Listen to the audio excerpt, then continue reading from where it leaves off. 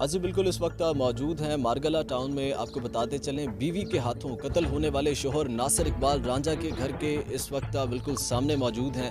आपको बताएं कि नासिर इकबाल रांझा की मौत के बाद इलाका में खौफ व हिरास फैल चुका है। आपको बताते चलें, नासिर इकबाल रांझा जो कि मरगला टाउन के स्ट्रीट नंबर 28 में इस घर के बीच में जो है वो अपने बीवी बच्चों के साथ रिहाइश पजीर थे।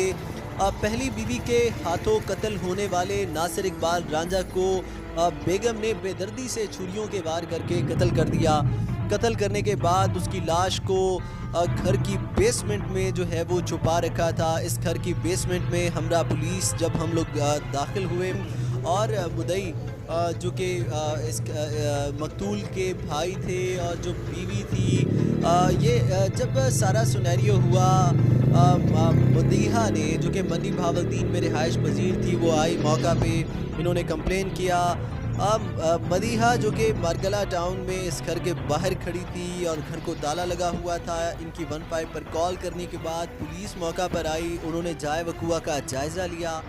अंदर से लाश बरामद की गई। ये वही घर है, आपको बताते चलें, मारगला टाउन में नासिर इकबाल रांझा को इस घर के अंदर चांद रात वाले दिन बेदर्दी से कत्ल कर दिया गया था। आपको बताएं कि इसी हवाले से हमने पुलिस से जब बात की तो उन्होंने बताया कि अभी तक जो इस केस में मुल्ज़िमान हैं वो अभी तक अरेस्ट नहीं हो सके। एक मुल्ज़िम जो है वो गिरफ़्तार किया गया है। पुलिस की जानिब से ये बताया गया है कि एक मुल्ज़िम अभी तक इसमें जो है वो अरेस्ट हुआ है। पुलिस की जानिब से उसका नाम जो है वो अभी ऑन नहीं किया गया, बताया नहीं गया।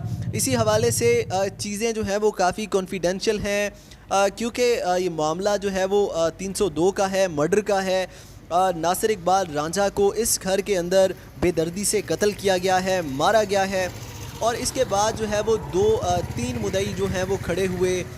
एक जो मकतूला का जो कातिला का बेटा था, जो यूएई में रिहाइश पजीर था, जो आउट ऑफ कंट्री में था, वो अपने जब उसको उसकी माँ ने यानी कि कातिला ने जब बताया कि उसके बाप को कत्ल कर दिया गया है, तो उसने अपने चाचा से रब्ता किया और इस तरीके से उसने अपने ये सारा मामला बयान किया।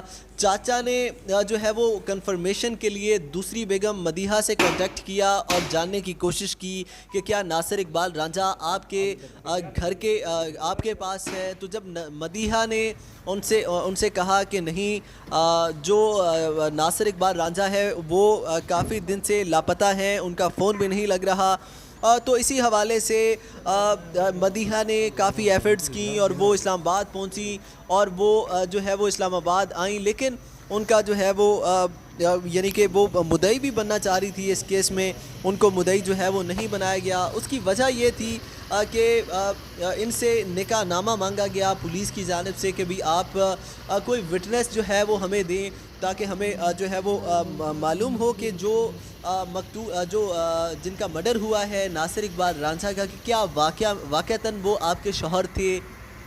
और इसी हवाले से पुलिस ने जो कि मुदई बनना चाह रही थी मदीहा, इनसे जो है वो एक एप्लीकेशन रिसीव किया, लेकिन उसके बावजूद भी मदीहा को इस केस में जो मुदई है वो नहीं बनाया गया। इस केस में मुदई बनने के लिए उनके जो बेटे थे ज़ीशान, वो भी जो है वो मुदई बनना चाह रहे थे, मगर उनको जो है वो उनको भी मुदई नहीं बनने दिया गया।